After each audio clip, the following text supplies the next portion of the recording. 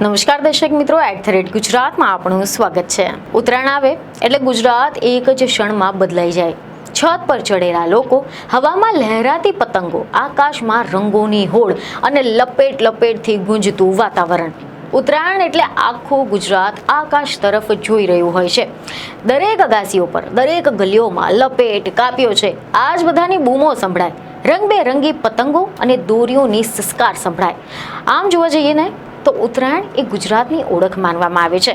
આ તહેવાર વગર ગુજરાતની કલ્પના કરવી જ મુશ્કેલ બની જાય છે। ગુજરાતમાં ઉત્તરાયણ માત્ર તહેવાર નથી, તે એક ઉત્સવ છે, એક લાગણી છે, એક ઓળખ છે। અહીંયા ઉત્તરાયણ એટલે માત્ર સૂર્યની ગતિ નથી, પરંતુ ઉમંગ, ઉત્સાહ અને બાળપણની યાદો છે। પરંતુ શું તમને ખબર છે કે આપણા જ ગુજરાતમાં એક એવો જિલ્લો છે કે જ્યાં ઉત્તરાયણના દિવસે આકાશ એકદમ ખાલી પડેલું હોય છે। એક એવો વિસ્તાર કે જ્યાં ઉત્તરાયણના દિવસે આકાશ અજીબ રીતે શાંત હોય છે। કોઈ પતંગની, કોઈ દોરી નથી, કોઈ બુમરાળા નથી હોતા, છતાં પણ ઉત્તરાયણ ત્યાં પૂરી શ્રદ્ધા, ભાવના અને પરંપરાની સાથે ઉજવવામાં આવે છે। આ જિલ્લો છે ગીર સોમનાથ। એવા સમાચાર સામે આવી રહ્યા છે કે ગીર સોમનાથના કોડીનાર, સૂત્રાપાડા, તાલાલા, ગીરગઢડા જેવા જે વિસ્તારો છે, આમાં ઉત્તરાયણના દિવસે પતંગ ચગાવવાની પરંપરા જ નથી। આ કોઈ આજની વાત નથી, આ તો સરકારોના નિયમ નથી, આ કોઈ પ્રતિબંધ નથી, આ તો રાજા રજવાડાઓના સમયથી ચાલતી આવતી એક જીવદયાની પરંપરા છે। ઉત્તરાયણના દિવસે જ્યાં ગુજરાતના મોટાભાગના શહેરોમાં પક્ષીઓ માટે આકાશ ખતરનાક બની જાય છે, ત્યાં ગીર સોમનાથમાં પક્ષીઓ રાહતનો શ્વાસ લે છે।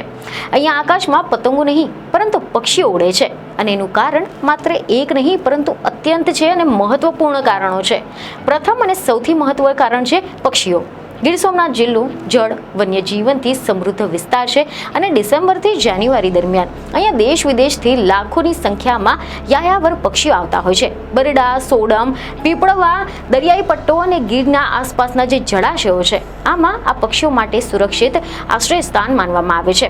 આ સમય દરમિયાન આકાશ પક્ષીઓથી ભરેલું હોય છે, અને જો અહીંયા ઉત્તરાયણમાં પતંગ ઉડાવવામાં આવે તો પતંગની દોરી હજારો પક્ષીઓ માટે મૃત્યુનું કારણ બની શકે છે। ગીર બોર્ડર વિસ્તારમાં વસતા લોકો પેઢી દર પેઢી પ્રકૃતિ અને પક્ષી પ્રેમી રહ્યા છે। અહીંયા જીવદયાને સૌથી ઉપર સ્થાન આપવામાં આવે છે।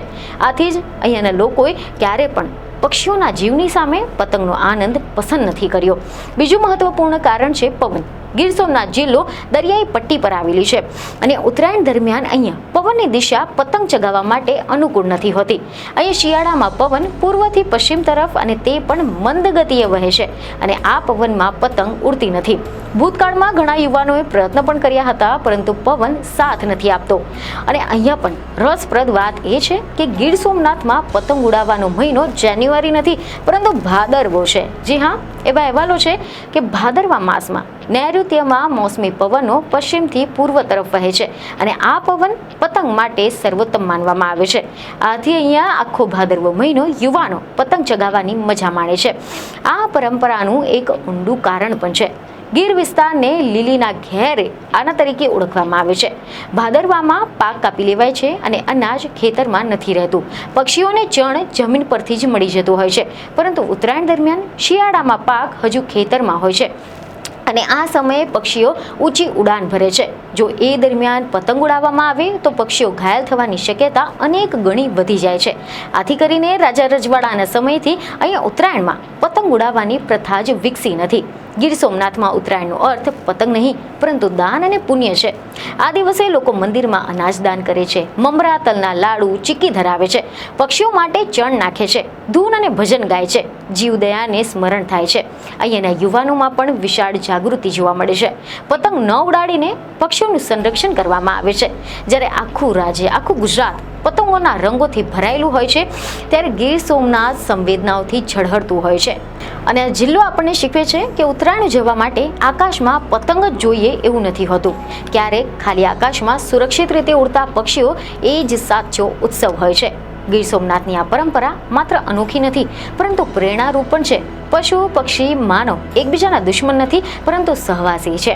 આથી જ અહીંના લોકોએ ક્યારે પણ પક્ષીઓના જીવનની કિંમત પર પતંગોના આનંદનો રસ પસંદ નથી કર્યો।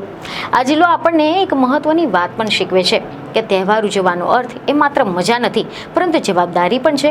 અને કદાચ હવે સમય આવી ગયો છે કે આપણે પણ વિચારીએ કે ઉત્તરાયણમાં આનંદની સાથે જવાબદારી જોડવી જરૂરી નથી શું? કારણ કે જ્યાં જીવદયા છે એ જ સાચી ઉત્તરાયણ છે. કારણ કે જ્યાં પક્ષીઓ નિર્ભય રીતે ઉડી શકે, ત્યાં પ્રકૃતિ સુરક્ષિત રહે છે, અને એ જ સાચા અર્થમાં ઉત્તરાયણની ઉજવણી છે. તો આશા છે કે તમને આ માહિતી મહત્વની લાગી હશે, જેથી અમારા વિડીયોને લાઇક અને શેર જરૂરથી કરજો. બીજને ખબરો સાથે ફરી મળીશું. ધન્યવાદ.